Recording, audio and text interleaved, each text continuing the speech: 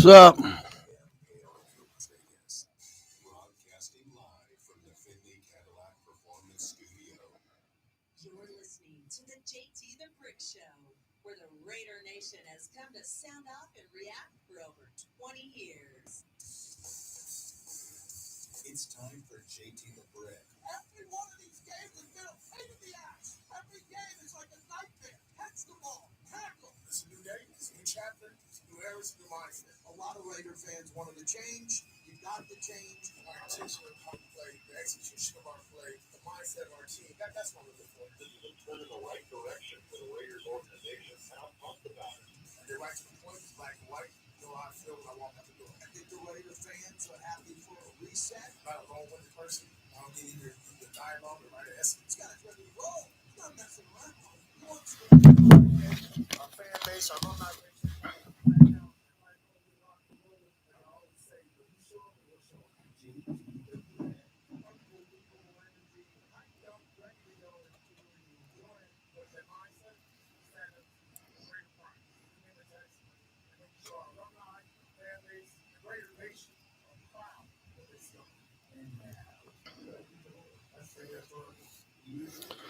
Oh, we're out of the gate, man. I got the vest on today. We're live on YouTube at JT the Brick YT.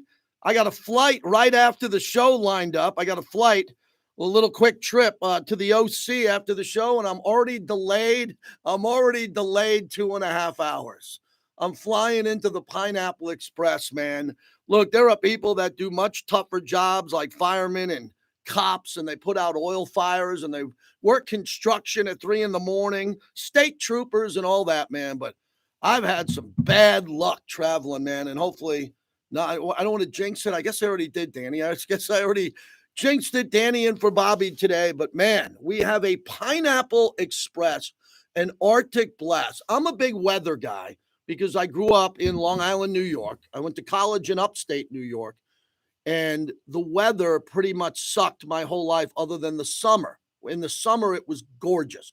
There's no place in the world you'd rather be than Long Island, where I grew up in the summertime. I mean, it was fabulous, right? Go out to the Hamptons, Jones Beach, Tobay Beach, wherever you went. The Adirondacks, wherever you went, it was gorgeous. But then it just started to turn gray. And then it would get grayer. And then it would start to rain. And it wouldn't stop raining. And then it would get cold. And then it would get really cold. And that was the life I grew up in. No one told me as a young boy, go west, young man. Go west, young man, until my best friend and I figured we had it. Couldn't do it anymore. We love our family. We love our family. Love our families, our cousins, but we just couldn't do it. We got to go out west. And relatively, the weather here in Vegas is spectacular. Spectacular. Other than the summer. Isn't that weird? The summer is when you want to get out of here. If you're a newbie to Vegas and people don't tell you to get out of here in July and August, just for a week or two. Not everybody can take a 5-week vacation. I know that. But you get out of here. You go to the beach or you go back east like I do, whatever you can do. But we need good Super Bowl weather. We do. We need good Super Bowl weather. It's part of this thing. I know we're inside. We're casinos. No. We're Vegas. People want to be outside drinking and partying because we have no rules other than the major rules. No fighting, no crime. Don't steal anybody's stuff. But you can do anything in Vegas. You really can. It's a free country here. There's no clocks in the casinos. No one says, go to bed, it's 2:05. Go to bed, it's 2:45 a.m. You can stay up all night, and they'll serve you cervezas, Modelo. They'll serve you food, and it's great here. It's fantastic living here. But, man, when it gets cold and wet and dank, and today, oh, wow, just an interesting day today. So I'm trying to get out of here after the show. I might not get out of here, man, the way it's going. I remember when airlines used to fly, Danny, in the rain. I was delayed 6 hours going to Naples, 6 hours to Florida, and it was blue skies because where the plane was coming from, it was raining. I remember when the airline industry used to serve prime rib, and the stewardesses, they weren't called at that point. They were stewardesses. They'd have big knives, and they'd cut prime rib. I wasn't around for that. I wasn't old enough, but you see the pictures of it. Now the airlines don't fly in the rain. They just ground delay until it stops raining. We love the pilots and everybody else out there. And as Lorenzo says, don't forget us truck drivers. Real quickly, the truck drivers built my career. I call it the Truck Driver Radio Network at night. All those years at night when you heard me, The truckers were the guys with the cell phones and gals, the people who would call in, the truckers, moving product, moving our economy coast to coast. I'm always thinking of the truckers as begin the show. There will be no Raider announcement today on an OC. Okay, so I there's not a lot of things I know. I doubt, because anything can happen, but I think we're safe on no OC today. A lot of Raider fans are kind of getting, not worried, but wondering, why is it taking so long? Are we waiting for Kubiak from the 49ers till after the Super Bowl? Possibly. If that's the guy they targeted, I don't know. There's a lot of good names out there. And this has been the wildest offseason of musical chairs that I've ever seen in my 27-year career on the radio. I've never seen anything close to what we've seen this year in regards to what's happening with the coaching carousel. And Antonio Pierce was one of the first guys to get hired from interim coach. And then he jumps and he goes from interim coach, and now we're talking about officially a head coach. So if I'm Antonio Pierce, he should be pretty happy right now. You know why Antonio Pierce should be really happy? Because Mike Vrabel, Pete Carroll, and Bill Belichick can't get a job, and Antonio Pierce got a job. So if Antonio Pierce, this is a very important statement I'm making, if he didn't blow away you, the fans of the Raider Nation, impress Mark Davis, have the locker room in the palm of his hands, I don't think he gets a job in this cycle. He doesn't. He's the linebacker coach who was an interim coach. If he's kind of, he's okay, he's not great, he's not going to get a job before guys like Mike Vrabel, Dan Campbell. He's not. Those guys have more coaching experience. But Antonio Pierce did his job in the dress rehearsal brilliantly. He had the locker room going, brought in Jack Jones, his guy, brought in Marvin Lewis and reached out to Tom Coughlin, his guys, got Max Crosby and Devontae in the locker room saying, we want this guy. Brilliant move by Antonio Pierce. And then the Raiders don't have to get into this really troughed and try to fight here for what's going on at that head coaching position. So a big deal. So as Adam Schefter put this out earlier today, he does a hiring cycle scoreboard. He nailed this. Chargers, Jim Harbaugh. Raiders, Antonio Pierce. Patriots, Gerard Mayo. Titans, Brian Callahan. Panthers, Dave Canales. Falcons, Raheem Morris. Seahawks, Mike McDonald. And today, Dan Quinn ends up getting the gig with the Commanders. And it looked like Quinn had the job for the Seahawks until the Cowboys got blown out at home in that game. And lucky for Dan Quinn, he gets that job there. The announcement earlier today, Ian Rappaport talked about this. Quinn, the last man standing in the head coach carousel.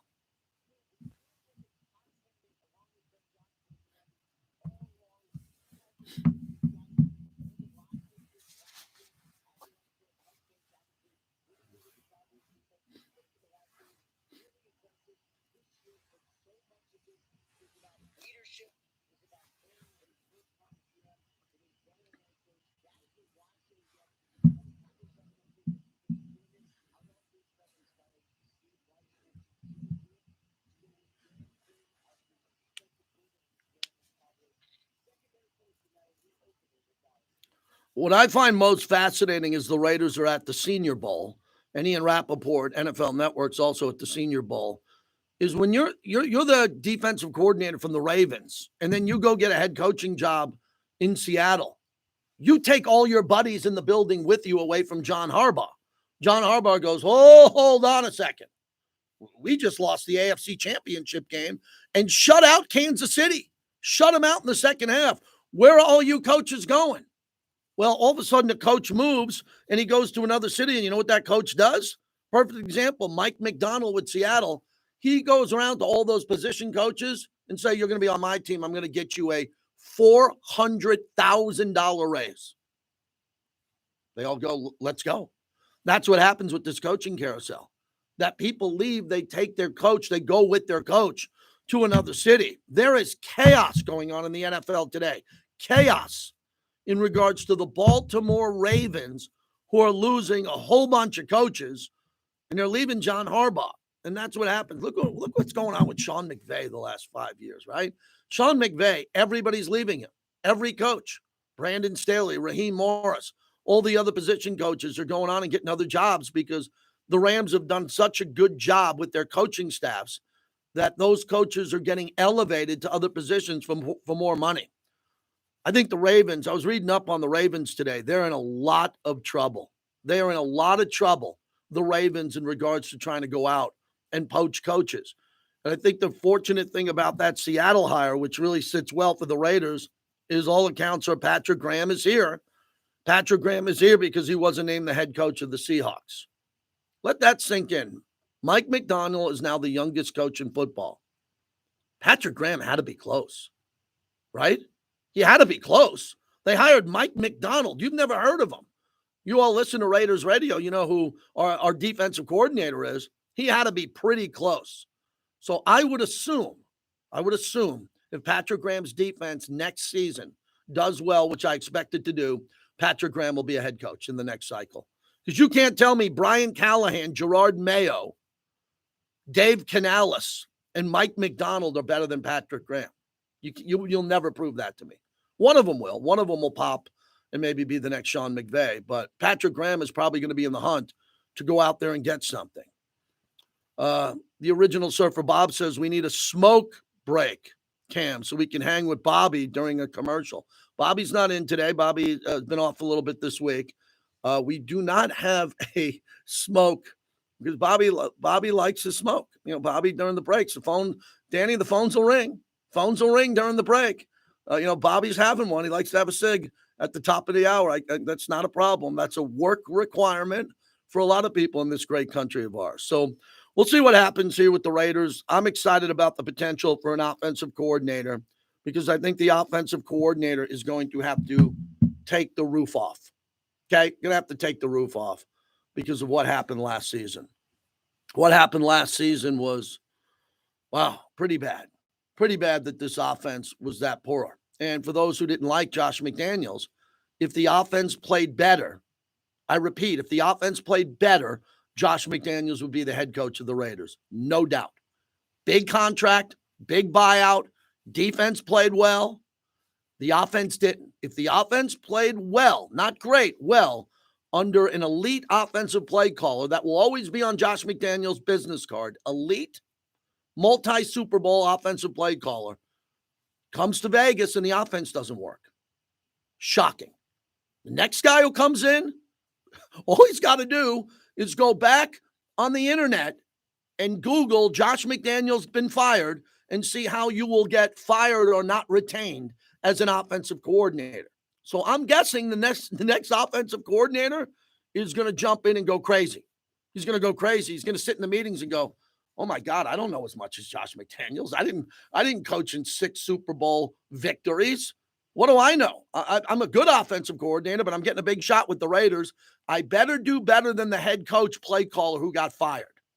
So what I would do is I'd come out and I'd just rip the roof off with Trey Tucker, Devontae Adams, Michael Mayer. I'd go 4 wide. I'd go shotgun. I'd listen to JT the Brick, and I'd run more no huddle. I'd run faster. I'd be more intense in the third quarter as the clock's going tick, tick, tick, tick, and we're huddling, and we're just looking up.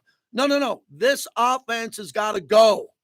And whoever gets hired is going to pick up the pace of this offense, or we don't have an offense. You cannot have elite Lamborghinis and Ferraris in the parking lot all day and not take them out for a drive. Devontae needs to be tuned up with a new OC who's going to let him fly. And I think Devontae's got a few more years, more than you think, in his prime. Right? If he slows down 2 years from now, a half a step, and becomes more of a possession receiver. I remember I covered Tim Brown. Here, Tim Brown at the end of his career, Jerry Rice at the end of his career. How lucky will we in the biggity-o to see Jerry Rice at the absolute end of his career be so productive he went to a Pro Bowl, and Tim Brown always gave 100%, and Timmy at the end of his career wasn't the fastest guy in the league, but he caught a lot of balls because he knew how to get open. Hunter Renfrow kind of knew how to get open, but they didn't go to him anymore. So when we look at all of this, we need an offense. We need an offense. Guy by the name of Who Cares says we need an offense like Buffalo had under Jim Kelly. I would agree. You want a offense that's going to have a nickname and be so good? I think that's what the Raiders are doing now. The Raiders are trying to figure this out. And the due diligence has been amazing. I mean, Richard Seymour, I hope he lives here. The guy's in a meeting every day. Hall of Famer Richard Seymour on that coach committee and everything he does. How much knowledge is Richard Seymour gaining with all these meetings that he's been fortunate enough to be a part of? A good guy. So that's what we have here on the Raiders. Vinny's going to join us. Matter of fact, Vinny's joining us. Danny, I forgot to tell you, Vinny Bonsignor.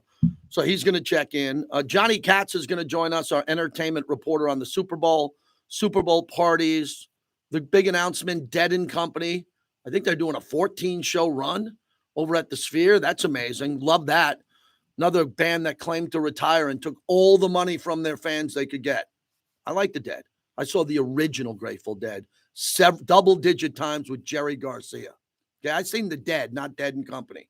And Dead & Company waving goodbye at the end of their career in San Francisco like we're never going to see you again. Sure. How long did that last? More Dead & Company shirts will be sold at the Sphere than anywhere in the history of their touring band. So that's coming up to Super Bowl parties, Radio Row. Oh, I wanted to share that if you didn't see it on Twitter. So yesterday, I picked up my Super Bowl credential, and I went to the Tropicana. And I had a buddy of mine who's still in town. My buddy Tony Cambo from the Fillmore in San Francisco. He comes out here. He does some work as a roadie. And he dropped me off, and I said, give me about 10 minutes. I'll be out front. And I walked through the Tropicana for the last time. Now, I'm not an emotional Tropicana guy. I didn't spend a lot of time at the Tropicana, but I know the history of Vegas. Come on. The Tropicana and all the legends and the legendary gamblers and performers and all of that. So I walked there, and the credentials were in the back convention area. So I walked the whole property from the main entrance to the back. And it was interesting because I knew I'd never walk it again. So I was looking, the carpets were clean. The slot machines were all polished. It looked nice. Looked like a nice property. So I finally got to the back of the convention center, and there was no one there. I walk in, and the staff who were doing the credentials could not have been nicer people. I mean, the nicest people. How lucky are they? They're volunteering and working for the Super Bowl. So I put my eye up to the scanners like you do at the airport. I put my eyes up, and boom, it hits my eyes. And my name comes up in my picture, and it says 26. And I go, excuse me, what's the 26? And they go, this is your 26th Super Bowl. I said, you're right, because I missed one for COVID. They didn't have a Radio Row during COVID. So how blessed am I to cover my 26th Super Bowl in the media and have the opportunity to do it in my city? So as they gave me the lanyard and I'm walking out, and the lady says, you sound like you're going to have fun. I go, yeah, I'm very proud. I'm in Vegas. I mean, I live in Vegas, and we have the Super Bowl in Vegas. And as I walk back out the back, I didn't go through the front, and I look back at that old lady, the Tropicana, the old lady Tropicana. I said goodbye to never go in again. I doubt I will ever go in. The ballpark stuff, I don't want to get into. We are not the flagship of the A's. We're the flagship of the Raiders. There could be a lot of changes in years to come. I will find out what they are. But that's the last time I will step on that property, I think. I don't think the Black Hole or my friends are having any events there. But it was just nice to walk through that building one last time. If you've ever been to Vegas for the implosion, it's going to take a while to take down the Trop. And then they're going to, Danny, you know this, they're going to have the implosion where they're really going to blow it up. I don't know how close, you're not going to be able to get as close as the MGM, but maybe New York, or somewhere across at the Luxor, wherever it's going to be, because they'll have that place corridored off, but it'll be amazing if you've ever seen them blow up a hotel or two in Vegas. It truly is a celebration because it brings in new life and new business, and it helps this economy.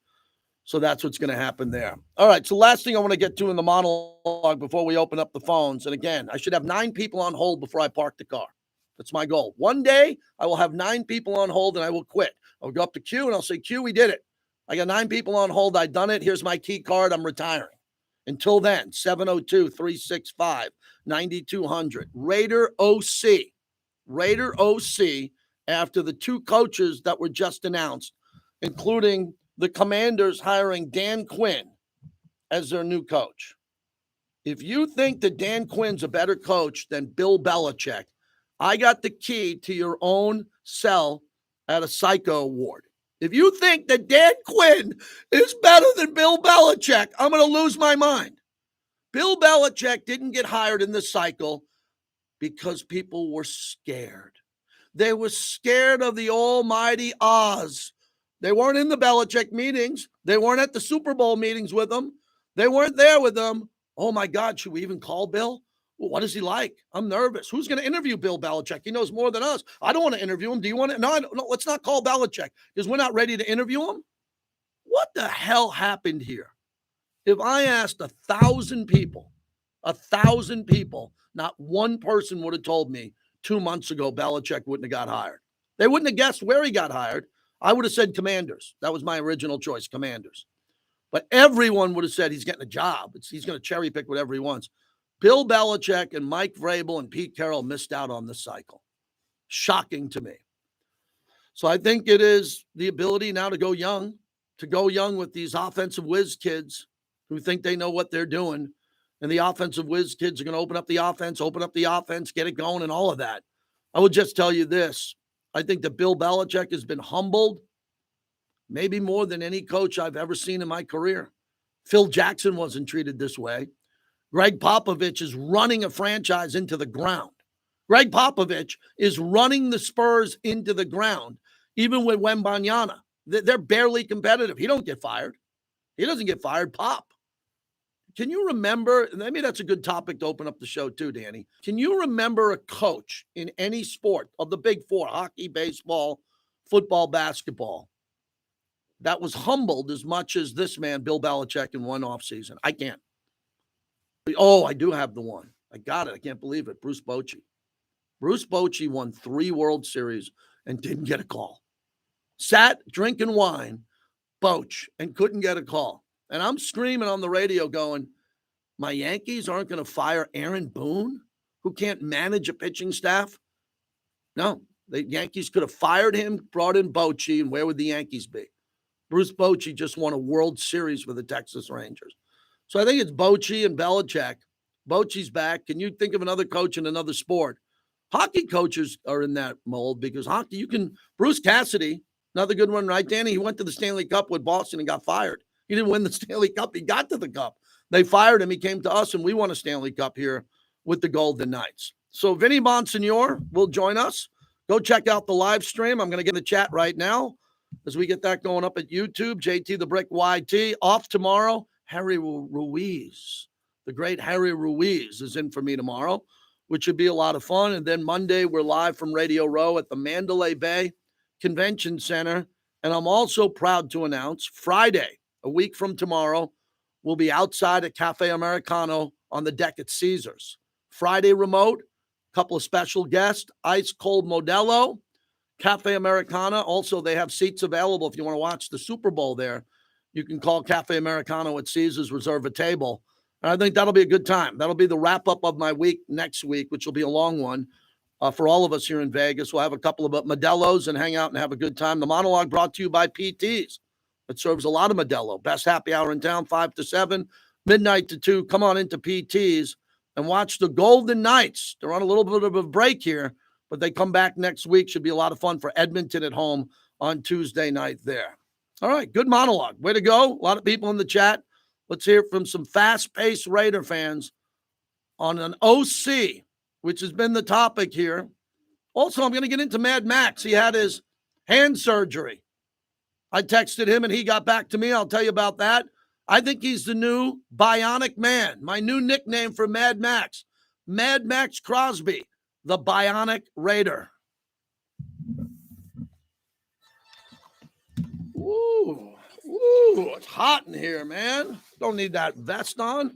How about that new Super Bowl logo shirt, huh? Super Bowl logo. All right, what's going on in here? Wow, Jim Rome announced that I'll be filling in tomorrow. That'll be fun. Yes, I am filling in for Jim Rome tomorrow in Los Angeles. Excited for that. But as I just said in the opening of the show, I don't know if I'm going to be able to get there. I can't drive to Costa Mesa if I can't fly. And as of now, my flight is delayed 3 hours. Ooh.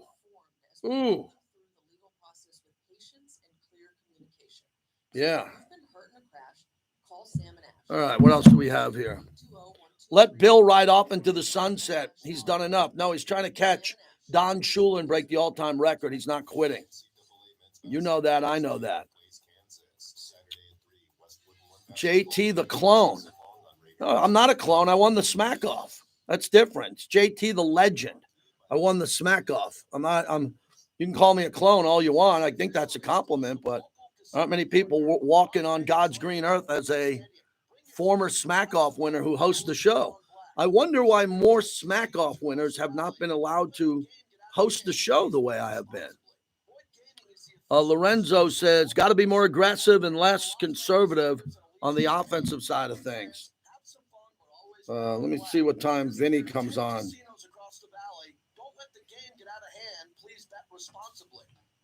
Discover new opportunities together in a new Chevy.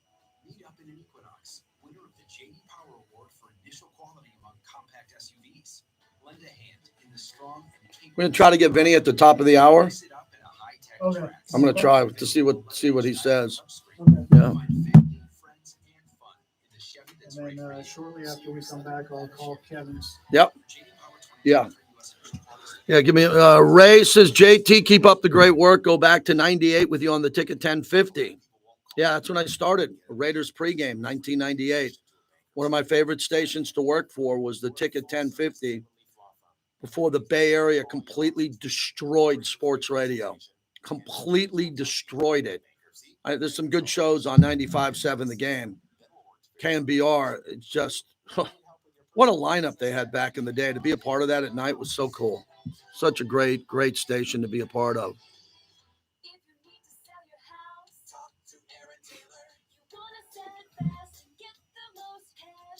Smash the like button. Thank you, Brother Raider. Can everyone right now please smash the like button? We got 82 people in here and only 33 likes. So can I get a couple of more likes on that like button right now? I'd appreciate it if you did that and subscribe. That would mean a lot. Thank you. Happy Thursday, Brother Raider. Yes, happy Thursday to everybody.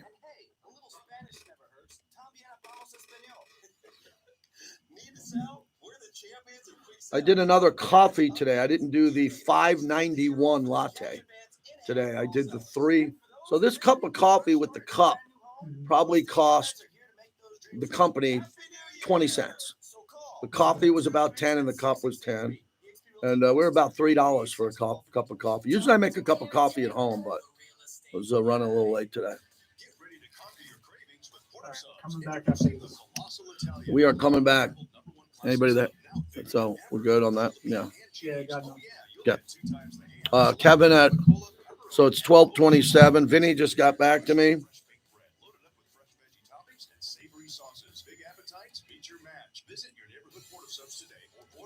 Here we go, JT.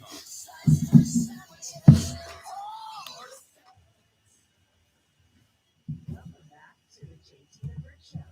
Brought to you by the Castor Law Group. If you get into an accident, call 702-222-9999. Thanks to Steph McKenzie, who reminds us of the Castroverde Law Group. The brothers have your back if you get into an accident. 702-222-9999 is the way to get in touch with the Castroverde Law Group. A cover story at ESPN today. Bill Barnwell suggests trading for the number 1 pick and for Justin Fields.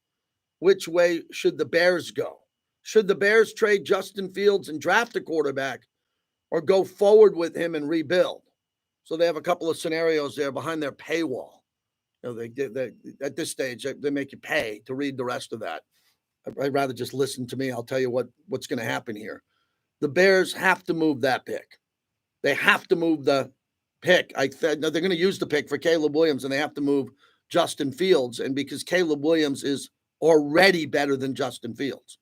Caleb Williams, he's not Patrick Mahomes yet, but he's the only comp. He's the only comparable that we have. That's it. In a long time, by the way. The only guy I've seen come into this league, and Mahomes has been here for a while now, close to Mahomes is Caleb Williams. And as I said, I think that requires 3 first-round picks. Drake May, 2. You want to go with Jaden Daniels, 2 first-round picks. No problem with that. But if you want to get Caleb Williams, you got to give up everything to get him.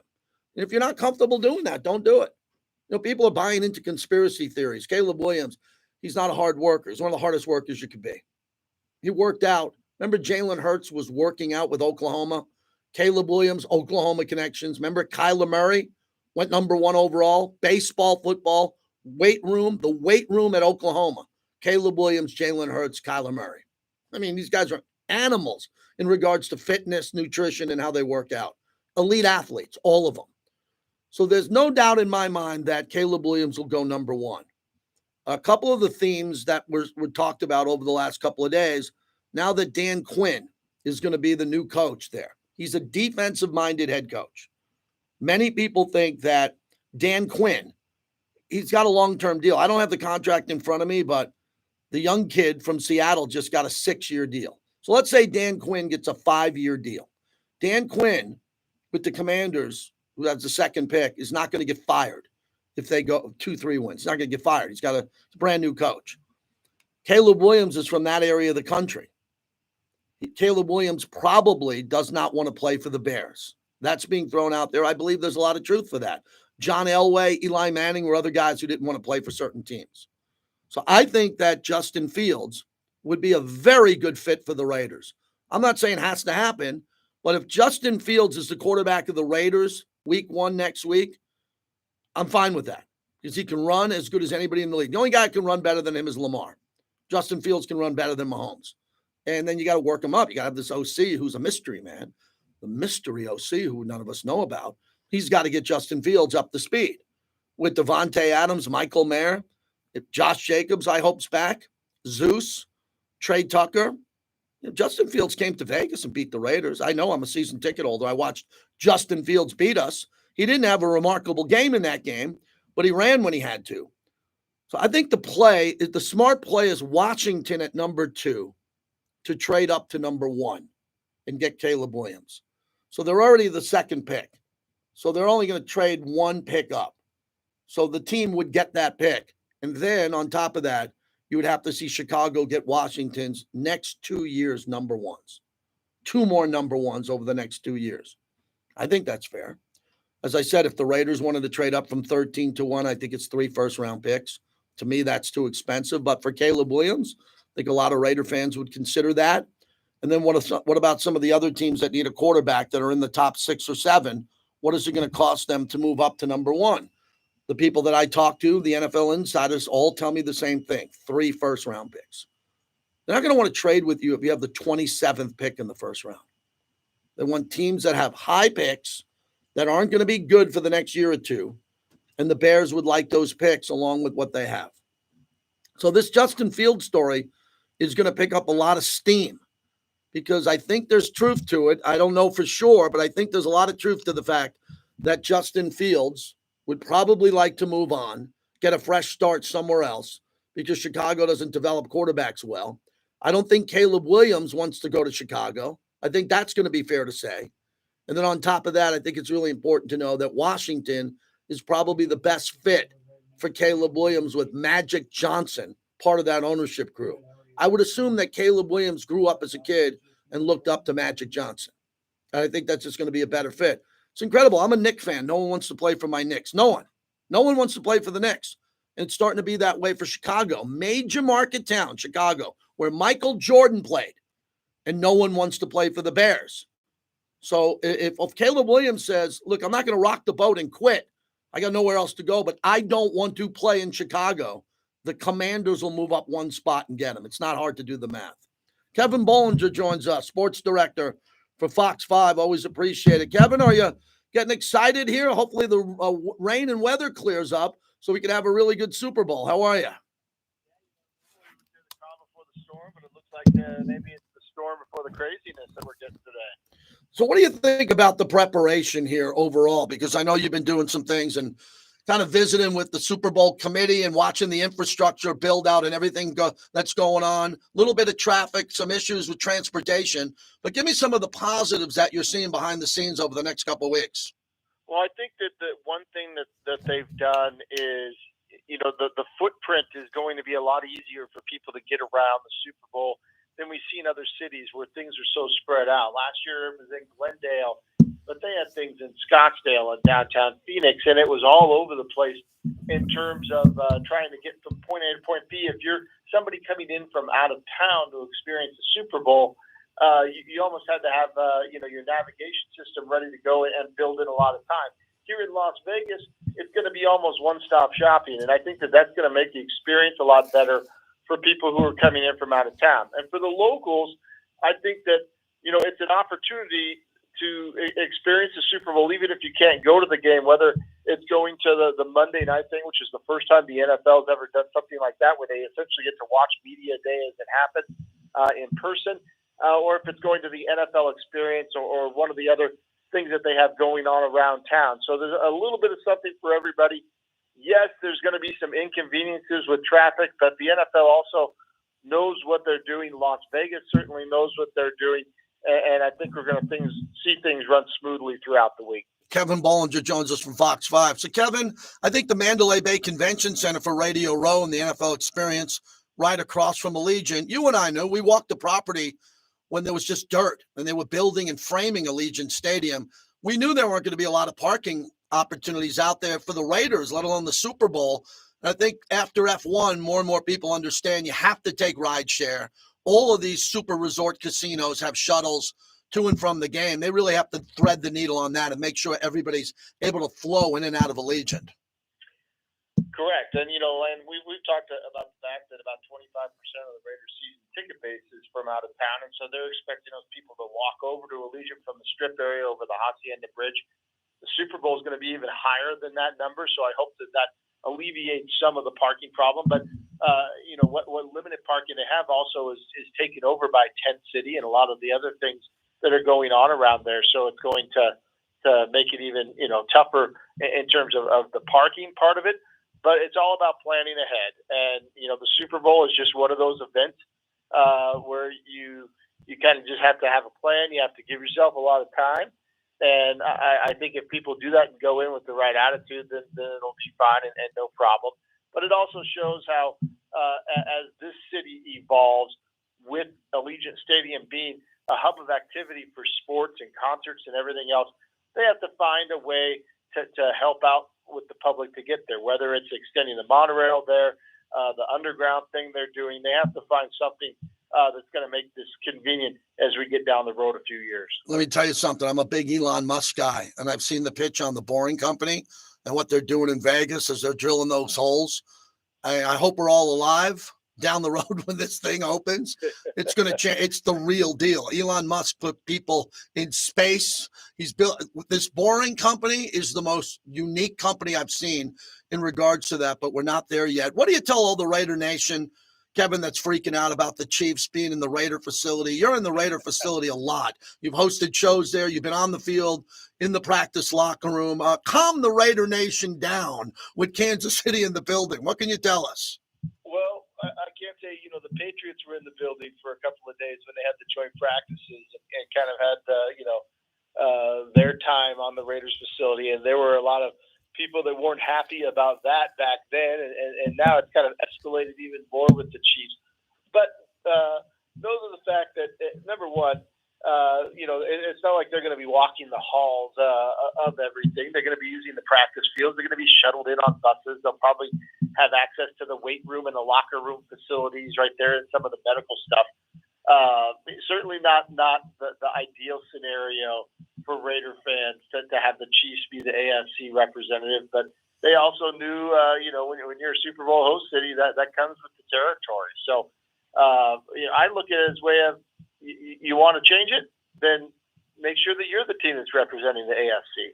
And that's just something that Antonio Pierce and Tom Telesco are working on right now to try and flip the script, if you will, and make the Chiefs not a factor in the AFC West and potentially down the road going to the Super Bowl. The sports director from Fox 5, Kevin Bollinger, award winner, really good reporter, unbelievable host, one of our insiders here. As we wrap this up, you were there with Tom Telesco. You saw it. You were there in the room. What was your takeaway, considering 2 weeks before that, we had no idea, and they had a long look at several GM candidates? What impressed you at the press conference? What'd you take away from it? Well, I think having him and Pierce side by side, it's very obvious that he's a little bit more reserved than Antonio Pierce. So you kind of have the yin and yang, if you will, in terms of personalities, and sometimes that does work out well. I think I've talked on this show about how it's been so effective in Detroit when you have a big personality like Dan Campbell as your head coach, and then a GM that kind of get the job done, which they're getting the job done there. I think we're going to see something very similar to that.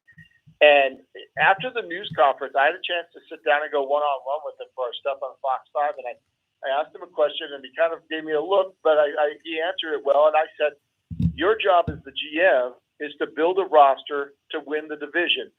Nobody, the Chiefs have won the division here for nearly a decade. You weren't successful with the Chargers. What makes you think you'd be successful with the Raiders?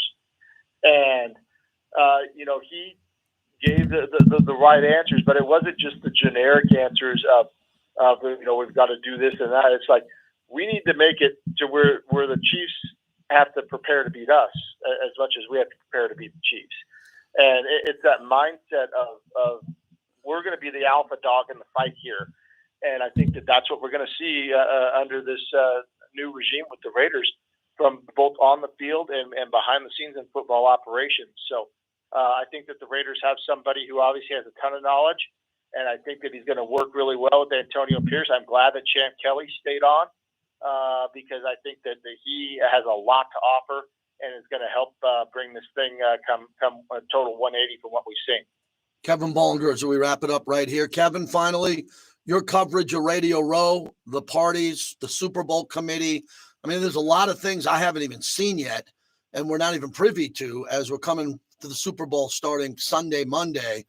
Give me your plan, how you're going to conquer the city you live in, from the Mandalay Bay all the way down to Circa, navigate all this, and put out the great programming that you do on Fox 5.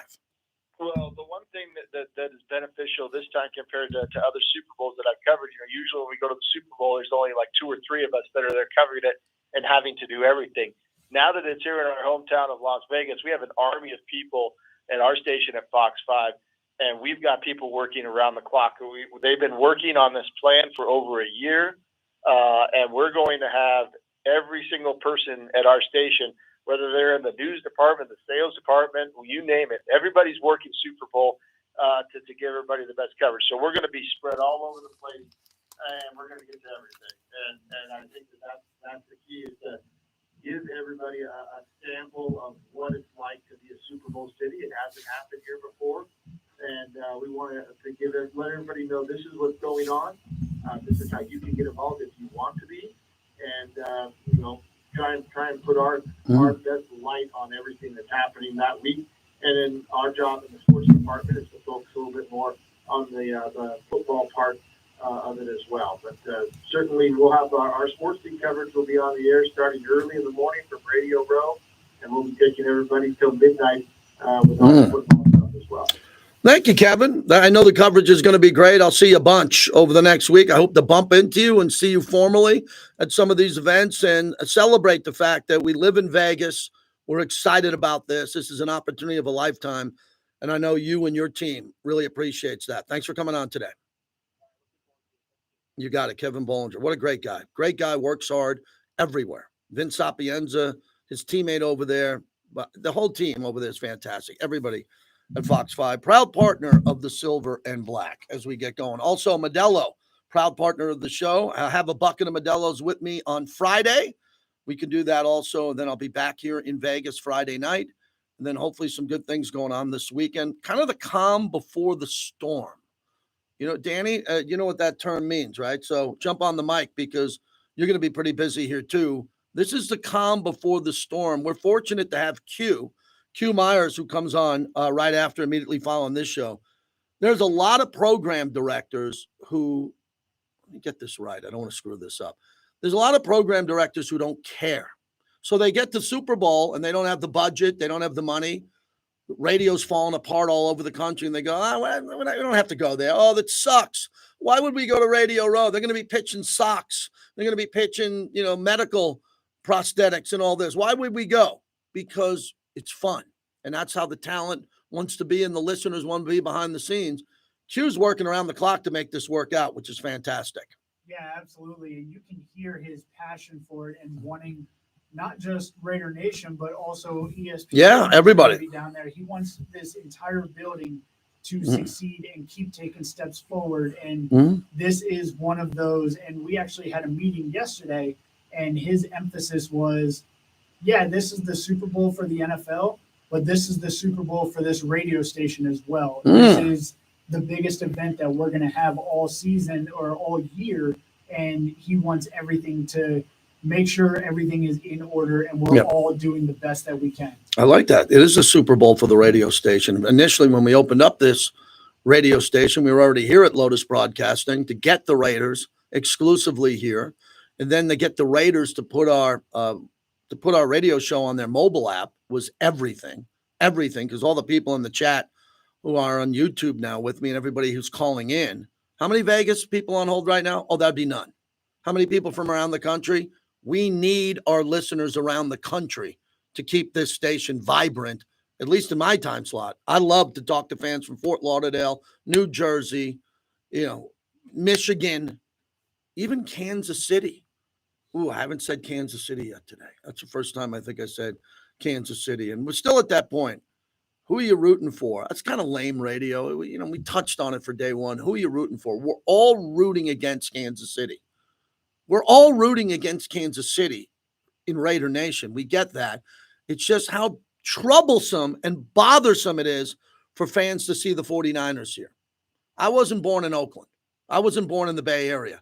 I don't have the hatred for the Niners that I do for the Chiefs. Not hatred, but the disregard. But man, you talk to Chris in West Oakland and that whole Oakland crew up there. Oh, they want the Niners. Chris in West Oakland made a great point. He goes, he has to live with them. You have to live with those 49er fans if Brock Purdy wins the Super Bowl. And that's tough because if the Niners do it, the faithful that are in Santa Clara, it's going to be tough to hang with them. Michael S. says, JT, I'm here in Kansas City. Been with you a long time. From San Jose originally. Been a fan. Appreciate it. Thank you. Thanks to everybody who's listening and watching the show as we continue. Vinny Bonsignor, 140. Johnny Katz on the Super Bowl around 125. My goal was today to catch, before I had to catch my flight, to play the Tom Telesco interview again. We haven't heard that, but I think we'll hold that for another day. Hoping to talk to Tom on Radio Row. And, man, I lined up some Hall of Famers. So we've lined up 6 Hall of Famers who are going to join us on this time slot during Radio Row. Their schedules are crazy, but it's going to fit in here nicely. If you're coming to Vegas for the Super Bowl, let us know what you're doing, where you're staying, what you're going to do. I got friends staying everywhere. Buddy called up today in radio and said, do you have room on the couch? I have a very cool wife. We're not doing couch surfing. I did that in my 30s and 40s. We're not couch surfing the way we used to back in the day, but yeah, it's going to be fun. A lot of friends coming into town, a lot of radio people coming into town. Mario, tough to say, man, but I don't want the 49ers to win it all. I'm in the Bay Area, born and raised. No 49ers. I hear that a lot from the Bay Area. We're brought to you by Tequila Commissario. The Ferrari tequilas, their reserve tequila is the best I've ever tasted. It's got that wood barrel finish, that smoky taste. It's fantastic. Tequila Commissario, proud partner of our show. We'll wrap up hour number 1 in about 12 minutes and a big second hour, all on deck. Super Bowl City and the flagship of the silver and black. All right, chat time. Hello, everyone.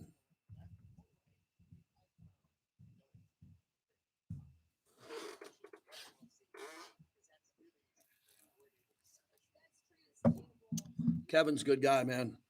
Always good. Yeah, I've never met him in person. Oh, here's a little Southwest Airlines trivia. Not trivia, but question to the masses. What happens when they delay your flight to 5:20, but then they move it back to 4:56? Do you get to the airport on time? Or do you give yourself an hour or two because you're delayed, or they can switch the delay and say you're on time? A lot of times when they delay you out 2-3 hours like I'm dealing with, they don't move it back 2 hours and say, get ready to go, right? No. Or at least very rarely. Very rarely. Yeah, you're right. Raider Nation Radio, what's your name? Joe says, does Quinn to the Commanders mean the Cowboys are not running it back? Cowboys are running it back, man. Cowboys are loaded. I picked the Cowboys to win the Super Bowl this year. I loved the Cowboys roster. Loved it. All right, I'll let him know. Especially when Diggs went down, when he got hurt, their corner, and Gilmore. And I love the Cowboys personnel. I think that's their personnel. The Cowboys is as good as Kansas City, the 49ers, the Bills, but Dallas choked. They weren't ready. And they didn't play well, but they're running it back. I mean, Jerry Jones is a Hall of Famer. He wants to win the Super Bowl every year. Fabian says, thanks. There's a Christmas present, the logo here. Get the logo here. Let's see. The Super Bowl logo. Yeah, I'm pro Super Bowl. Hello says, just stay home, JT. Can't stay home. I'm hosting the Jim Rome show tomorrow, man. I'm in radio, man. I'm a grinder. Got to get out there, fly, get on an airplane and host radio for 3 hours.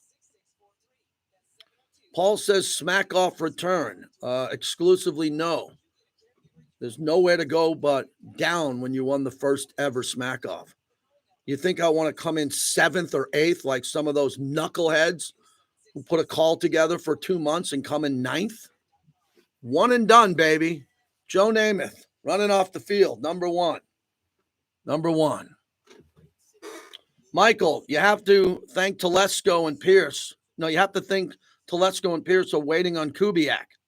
If they wanted Kingsbury or anyone else who they already interviewed, you'd have to think they would be on the staff by now. Very good point. Very good point. If you're going to wait for Kubiak, what happens if Kubiak talks to his dad, Kyle Shanahan? They say, no, we want you here. We'll give you a $1.5 million raise. We want to run it back. I don't know. Don't know the answer to that. Do not. I'm not knocking. I'm not knocking Slick, but no, I'm not knocking him. I'm not knocking any. The only people that I'm knocking are those who haven't won the smack off and continue to participate and don't win. Anyone who won the smack off is part of my fraternity. There's all just smack off winners, not losers. Smack off winners. All right, Love Silk. What are you going to do here? When we come back, we're only going to have probably about 2.5 minutes. If you want to do the one caller we have. Yeah, I definitely do. Who's that? Paul? Okay. So Vinny's at 140, you said? Yeah, we're going to do Vinny at 140. And then Johnny at 125-ish? Yeah. Okay. All right, back in 30. And Paul said he wants to talk about quarterbacks.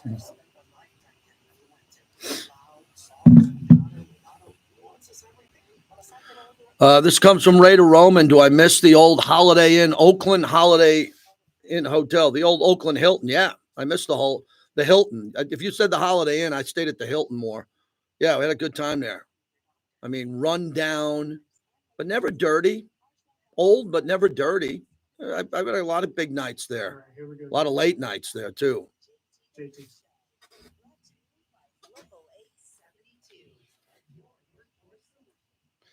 Oh, that's a good way to bring us in. The local 872 led by Tommy White, reminding everybody the Chiefs' Kingdom towel there at Allegiant was a hoax. That was a hoax there, and there's no curse of Allegiant Stadium. Kansas City, the Chiefs just happen to play really well at Allegiant Stadium because they've had the best team in the world over the last 4 or 5 years. So got to start beating Kansas City at Allegiant the way the Raiders beat Kansas City at Arrowhead. Paul is up next. Paul, thanks for calling in. What's happening? Thank you, Paul. Go ahead. Born and bred in Oakland, love some games out there. I got to think with the quarterback. When is the last time that we had a running quarterback in our system?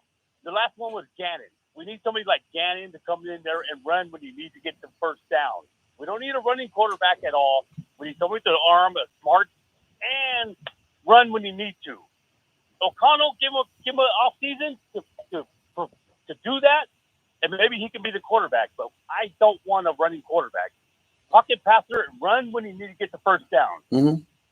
Yeah, let me jump in and remind you, Terrell Pryor and some of the other running quarterback. Yeah, Terrell Pryor. Well, but Terrell Pryor, but let me jump in on that. It's a very important point that you just said. when it comes to this. If you're in the NFL, you're a quarterback. Okay? You're a quarterback. You're in the NFL. If you happen to run better than you throw, and that's rare. Michael Vick. I mean, the greatest running quarterback of all time, too, for running, are Fran Tarkenton and Steve Young.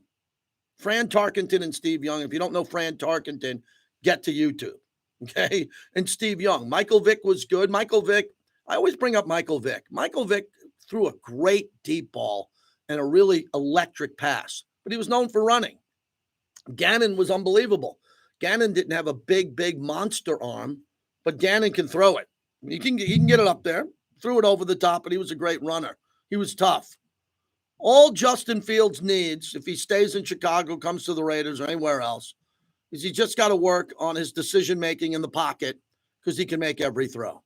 But I like quarterbacks who can run for first downs because they sure know how to do it against us. They all seem to know how to run for first downs against the Raiders. Maybe we'll get one of those guys coming up. Sorry about that. Bro.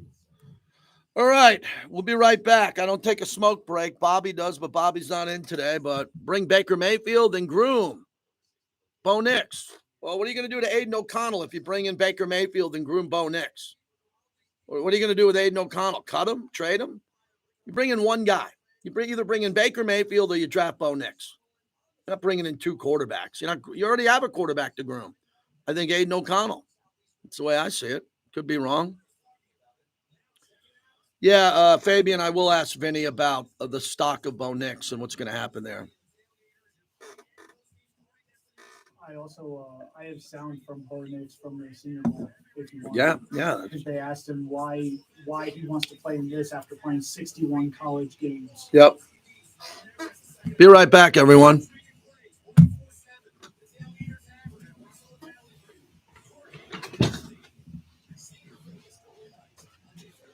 We got to do another monologue. So we got Leo Appleport on McCann Clan. We have the Mike McDonald. From Adam Schefter. Okay, we have that. And then Bo Nix. All right, good. We'll plan all that. You got it.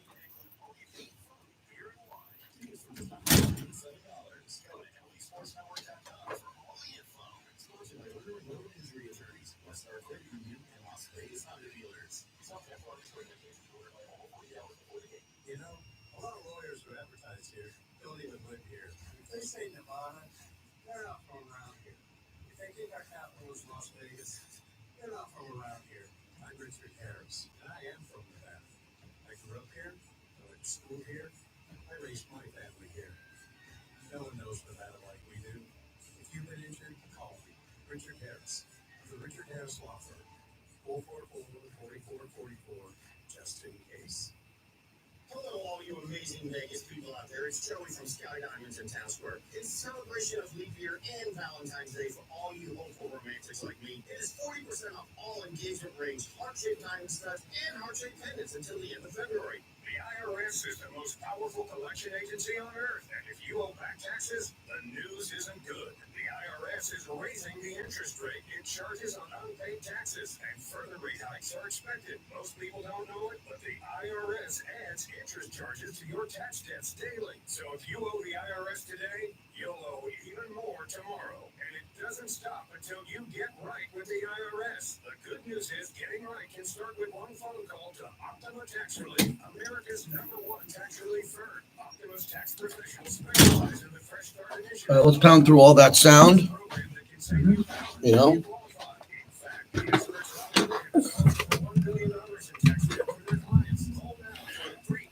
105 people in the chat.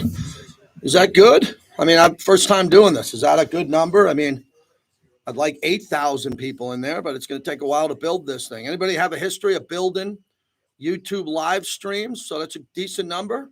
Good. Shout out to my son. If you follow the sports tour, real easy. The sports tour. That's my son's social media on Twitter. Give him a follow. He does a lot of good work. My son's working with Shannon Sharp, Marcus Allen, Tim Brown, Barry Sanders. Got a cool job out of college. He's doing really well, working with some athletes and an aspiring young sports agent.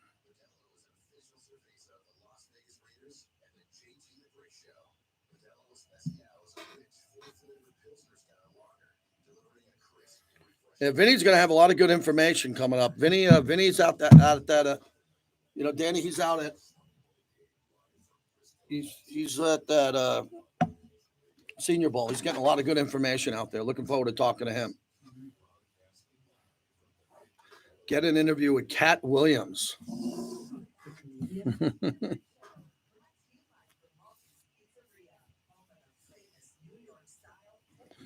All right, we're going to do some rapid fire. I haven't tried this yet on YouTube. Get in the chat.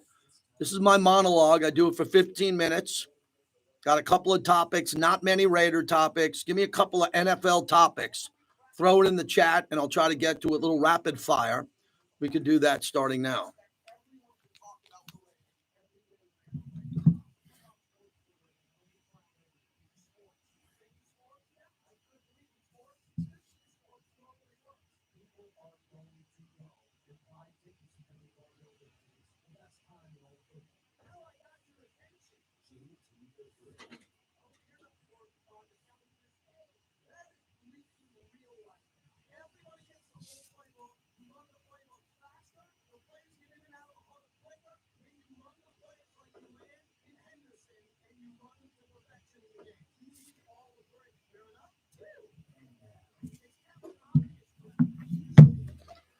Out of the gate, hour number 2, and we're live on YouTube. We got 106 people in the live stream. I guess that number is pretty good. Appreciate everybody who now can watch the show. When I set this up, I figured out all the buttons now so we can be live as we are broadcasting the show, and we're going to take this live stream, I think the Radio Row. I think I know how to set up the buttons to do that too. Radio Row starts Monday. For those who know sports radio, you know what that is. It's chaos. Most of the sports radio stations in America come to one spot, and it's basically just a cattle call to try to get anybody you can get on the radio. This will be my 26th, so I think we got some good connections. Going to have some really good interviews with Hall of Famers. We're lining them up. But, 15 years ago, 10 years ago, I was racing to get everybody. Now we're kind of at a cool spot where we can pick and choose who we're going to get and get some good people on that will add some news to the show. And we'll take you behind the scenes there. Also, Monday, Tuesday of next week, I'll be broadcasting from 4 to 7 p.m. from the big stage of Sirius XM, Mad Dog Sports Radio. So I'll be double dipping on Monday and Tuesday. And then a week from tomorrow, next Friday, we're live from Cafe Americano. And that's right outside Caesar's front entrance. So if you're getting to Caesar's Palace, where Evel Knievel, raise your hand and beep your horn if you remember Evel Knievel. He jumped over the fountains. If you're looking at the fountains, Cafe Americano is right over there to the left. We're outside. I can't wait for that. That's brought to you by Modelo and our friends at Cafe Americano. That's pretty good there. I'm getting a lot of rapid fire here. I told everybody I do rapid fire right out of the gate. Hit me up because we're going to be able to do this in the chat. And if I see something here, we'll just run through. Michael S. says, Tannehill, Russell Wilson, or Minshew? Minshew. He went to the Pro Bowl. Who do I like for the Raiders? Excuse me? Tannehill, Russell Wilson, or Minshew? Justin Fields. Being honest with you, if Russell Wilson is 30 cents on the dollar, then, maybe a Russell Wilson deal. JT, any chance Hugh Jackson comes back as OC?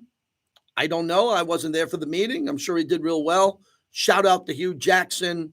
I don't know if that was a courtesy interview or he's in the final 3 or 4. No one knows. Nobody knows. Another one, odds of Russell Wilson to the Raiders. Ooh, that's a good one. We said we'd be honest with all this. Odds of Russell Wilson to the Raiders?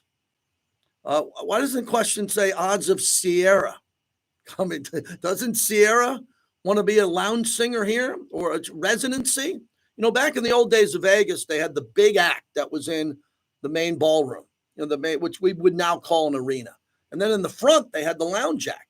So all the big stars, Sinatra, the Rat Pack, they had someone in the front of the house. That's how Don Rickles got his start. That's how a lot of great singers, Dionne Warwick, got their start in the front of the house.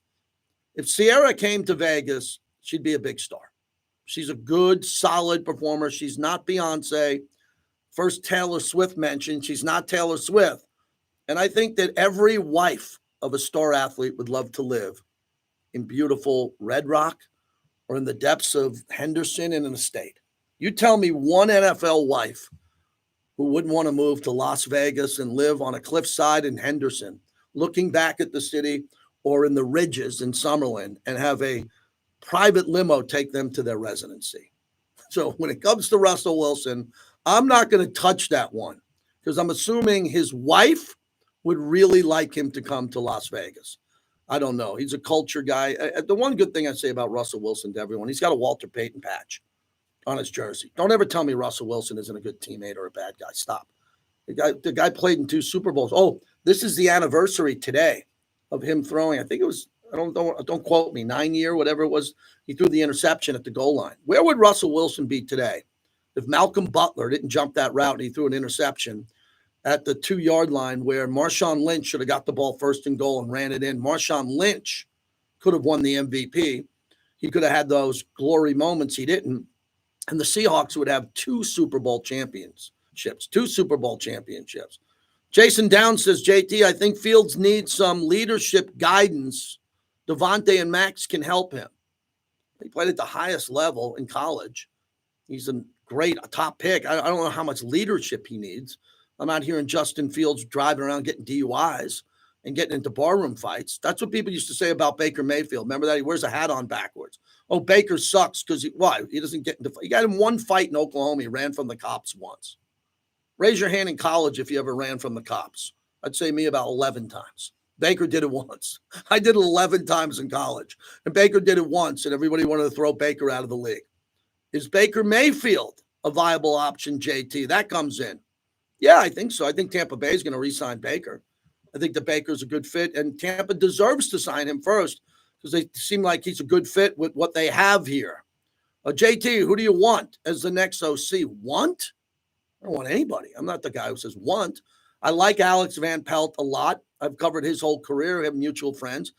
I think that Cliff Kingsbury would be fantastic because he's a former head coach. I like former head coaches in a building.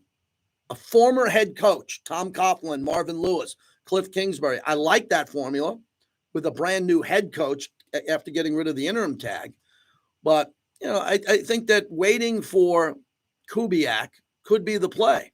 I was talking to Q about it in the hallway before the top of the hour here. Kubiak, the Raiders could be waiting for Kubiak. They're not telling me that, but Kubiak's going to be coaching here in the Super Bowl, and that could be the guy the Raiders wanted all along. We'll see if that happens. Steve Riley says, does Belichick take a complete year off of football? If so, will it be even harder to get back in? Oh, my head's going to pop. My head's going to pop on that one. It's a good question. Is Belichick going to take a year off? Yeah, he's got to. No one chose him.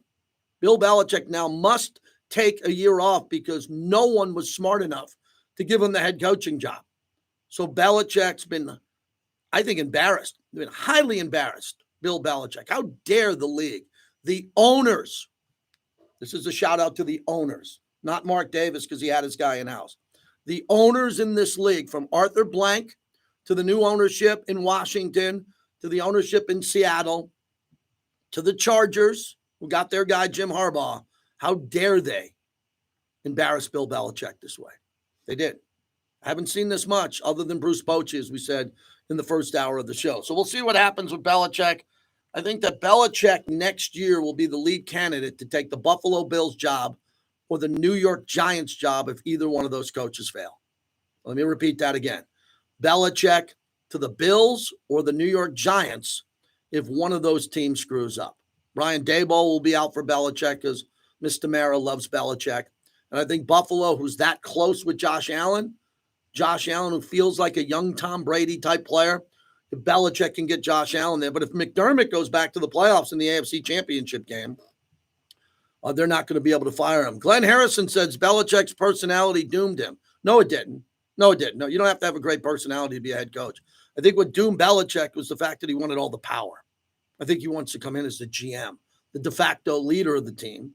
And he shouldn't. He should just say, hey, I'll be the head coach, hire some young 40-year-old guy to pick the players, and I'll coach them up. But maybe Belichick doesn't have to do that. And AP64 Impala says, do we have our daily update on Hugh Jackson from Hardcore Radio yet? No, I do not. I do not have an update on that. See, that's what happens with chat rooms. In chat rooms, people make internet friends. That's what's cool about this, as we're up to 125 in our live stream, that people make friends on the internet. Be careful with the kids. The kids, but grown adults can make friends and be football fans here on the internet. All right, a little bit of sound that we'll play here at the top of the hour. First, Adam Schefter. Adam Schefter on the coaching carousel from earlier. John Schneider were willing to wait to talk to Mike McDonald until after the Ravens season ended, meaning that if the Baltimore Ravens had won in the division or the conference championship round on Sunday against Kansas City, I think that they might have extended their search to after the Super Bowl, because that's how much they wanted to talk to, meet with, and were interested in Mike McDonald. And so they met with him the day after the game. They fly him out the next day. They wasted no time. Washington also had a certain level of interest in Mike McDonald, who was, by the way, a finalist in Tennessee, in Carolina. People in Atlanta were highly impressed with it. Like, the interesting thing is when you talk to these teams about these candidates, they really all loved Mike McDonald. He stood out to them. So the Seahawks got to be really excited about that, because they get a guy that Adam Schefter said several other teams wanted. I don't know much about Mike McDonald, but his defense is really good. Seattle tends to like defensive coaches. Seattle had an opportunity to wait for an offensive head coach, and they went with someone from the Ravens they believe will bring that culture in a division that has the 49ers and the Rams, high-flying teams that like to pass the ball there. If enough people say that this young coach is going to be that good at the high level, I wish him well unless he plays the Raiders. But that, to me, was a little bit outside the box. I thought all along that Dan Quinn was going to get the Seattle job until Dallas had a bad playoff game. Dan Quinn gets the Commander's job. Ian Rappaport from earlier today on Dan Quinn going to D.C. Quinn, who really was a top candidate along with Ben Johnson for the Commanders all along. He has improved. He has gotten better. He's learned a lot since his last stint as a head coach. Obviously, what he did with the Cowboys defense, save for the last game, really impressive this year. But so much of this is about leadership. It is about pairing a first-time GM with a veteran head coach. That is what Washington gets. Now, the Cowboys have an opening at defensive coordinator. I would also expect, as colleague Steve Weiss mentioned, Joe Witt to go with Dan Quinn as the defensive coordinator. He's currently Cowboys' secondary coach, but now a new opening in Dallas as well. That's another interesting point. So you hire Dan Quinn. He steals away from Jerry Jones, a defensive back coach, and everybody's getting purged from the Ravens. Fortunately for the Raiders, they've kept most of this coaching staff. Champ Kelly retained as an assistant. Doesn't seem to be a lot of chaos, but whoever the Raiders hire as offensive coordinator, that gentleman's going to bring, I would think, 3 or 4 coaches with them right out of the gate, because they're going to get rewarded with raises and they're going to have bigger jobs than they had with other teams. So I think that's really important here as we get going. So that's some of the sound as we continue on, as we open up this hour. If you want to get through 702-365-9200, 702-365-9200 as we continue on. Oh, we have the Bo Nix sound. Bo Nix. This is interesting. That came from I think this is important. Bo Nix, did he have a good day or not? Is he in Rappaport? Who was this, Danny, coming from here? I'm not 100% okay. Sure. Let's play the sound of Bo Nix coming in from earlier today. Bo is someone who started 61 games in college, which sounds crazy to say. Why the decision to play in this game to make it 62, and what are you hoping to get out of this week? Well, I thought it was just important to get in front of some people and make relationships, and it was another chance, another opportunity to go out there and play football, which I love doing, and another chance to grow and learn. We're filled with scheme this week, and so I'm allowed to, learn a new offense and, learn how to attack a defense again, and also to be around Michael and Sam and the rest of the quarterbacks here, and then, like I said, compete against great competition at practice, high-level talent, and just, speed up the game for me.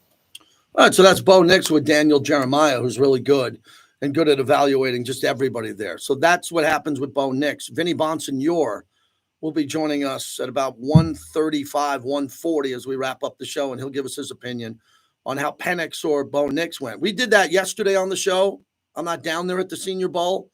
Who would I rather have, Bo Nix or Michael Penix? Great question. I'd rather have Penix because I think he'd be better for Devontae on the deep ball.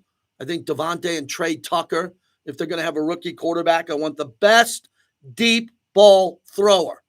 That's a good topic that I'm happy just hit me and struck me like lightning in the studio. If the Raiders are going to get a rookie quarterback high in the first 13 picks, I want the deep ball thrower who can throw it deep. That's it. Anybody can throw it underneath and check down. We don't need another check down guy here. We don't need a 3rd and 11 guy. Oh, I'm going to get going here. Let me stand up in the studio. I'll get up there. Let me get this off my chest. I'm done checking down. I'm done. No more. I'm a season ticket holder. 3rd and 11. Don't feel like 11 yards is Mount Everest. I'm sick of it. Jim Plunkett didn't. Plunkett pulled me aside decades ago and said, 3rd and whatever, you throw it to the sticks. Gannon was the sharpest I've ever seen at it. Gannon was amazing. You think Rich Gannon on 3rd and 14 was going to check down? Unless Charlie Garner had a wide open, just a perfect play, Gannon threw to the sticks. Derek was a very good quarterback with the Raiders. Derek was very, very good. Not elite, but Derek was getting to elite. When Derek checked down, it was troublesome to me because Derek could run. Derek didn't run enough. And after the broken ankle leg, he was done running unless it was really, really important on a specific play. Aiden O'Connell is not able to run. Aiden O'Connell is not able to run at a level where he can run 14 yards and dive for a first down. You know who I thought was really good at it last year? Jimmy Garoppolo. Week 1 in Denver, closed out the game on a run and slide inbounds. I said, man, look at Jimmy. Jimmy can run. When he's healthy, he can run, but he's never healthy, which is unfortunate. So I don't want to see checkdowns because it's embarrassing to me as a fan this long in my life when people are afraid to throw it 10 yards. 3rd and 23, throw it up. Treat it like a punt. 3rd and 20, hope for a flag. All these refs do is throw flags. All they do is throw flags. 3rd and 23, okay, there's down and distance. You maybe check down. You get 11 yards. It helps you. I get it. But overall, this organization needs an OC who's going to say 3rd and 11. No problem. I got Trey Tucker on a 12-yard out route. I got Devontae over the middle, but I'm not going to throw it to Devontae 7 yards. I'm going to wait till he gets to 10. And I got the beast, Michael Mayer. If we can't use Michael Mayer on 3rd and 10 to get 11 yards, why the hell did we draft him? Last year, there were too many checkdowns at Allegiant Stadium. Too many give-ups on 3rd down. From Bo Hardegree and especially Josh McDaniels, it was deflating. Can't believe we're going on this rant until that's what's good about this. You get a caller or you read something. I love it. So do you all agree with me? Let's get some Jim Plunkett into this building where Jim Plunkett on 3rd and 12 threw it 14 yards. That's what I want to see. It's not hard to do. In this league, Lamar Jackson checked down in the AFC Championship game. Lamar Jackson at home with a trip to the Super Bowl was checking down. So what's my big problem with the check down? You're giving up. In this league, they're throwing flags. On this squad, we have Devontae Adams, Trey Tucker, Jacoby Myers, and Michael Mayer. No more checkdowns. We are the aggressive Raiders, built in the pride and poise of Al Davis. We take the top off when we want to. We don't dictate what the team says. We only check down when we're up against the end zone. We know we're going to punt. We don't get to get cute. We don't get cute on 3rd and 14, and we're on our own 4-yard line. Don't want to get cute. We'll punt. We got A.J. Cole. We got A.J. But we're near midfield with Antonio Pierce. This guy's going to go for it. Antonio Pierce is going to say, we are going for it. And more 4th down, please. Not the Dan Campbell wackadoodle stuff. Not Dan Campbell crazy town stuff. But I'm talking about 4th down, midfield, let's go. We got Max Crosby. We got Malcolm Kuntz. We can get a stop. And who's going to be that OC? That's what I'm looking forward to seeing. And Glenn Harrison made a great point. The O-line needs to give time. No, you are right, Glenn. You are right. That's why I believe over at the Senior Bowl, I don't want a rookie right tackle, a rookie. Took Colt Miller a few years. He was really good. I'd like to see a veteran, honored, Pro Bowl, former Pro Bowler, right tackle, opposite of Colton Miller, and a quarterback who's going to throw the ball to the chains. That felt good. That felt good before I get on my plane. How's the Pineapple Express and the weather? We haven't looked outside. As you can see, we're in kind of a dark room here. What's the Pineapple Express look like as I'm heading to the OC? All right, when we come back, we got two great guests. I'm going to say goodbye to our friends on the YouTube because I just ranted out. We'll see you next time. I appreciate that. Harry Ruiz in tomorrow for me. Thanks to everybody on our YouTube live stream. JT the Brick YT is where you can also participate. I'll jump into the chat before we come back. We'd like to thank Raising Cane's Chicken Fingers, One Love. A lot of people around town are going to see all these activations from Raising Cane's. They have a lot going on here. People are going to come to Vegas and go, I've never had these great chicken fingers. I've never had the slaw, the buttery Texas toast. Oh, you got it. Raising Cane's throughout the valley with more stores opening up. All right, when we come back, Johnny Katz on the Super Bowl parties, the Grateful Dead, Dead and Company at the Sphere. What else is going on in town? We got it all covered up. If you're looking for a Super Bowl party, we got connections at Resorts World, my friends at Virgin. We got great things at Mandalay Bay where Don King said the Flying Fishes play. We'll be at Caesars at Cafe Americano. And there's going to be a lot of free parties in town. Johnny Katz will tell you about that coming up here on the other side. Nice job today, Danny. Danny's on the board for Bobby. Hopefully Bobby is back tomorrow. And yes, thanks to everybody who joined us in the live stream. Thank you very much. It's been fun. Been very rewarding the last couple of weeks to see some friends there online and do the radio show and do the rants and do all of that. Vinny B and Johnny Katz on the other side on the flagship of the Silver and Black. All right. Thanks, everyone. Appreciate you. Am I going to be a special guest on ESPN LA again? Ask Morales. Ask Sedano. Scott Kaplan would want me to be his partner. Hardcore Raider. Thank you. Appreciate you, man. Thanks from Debbie Cakes.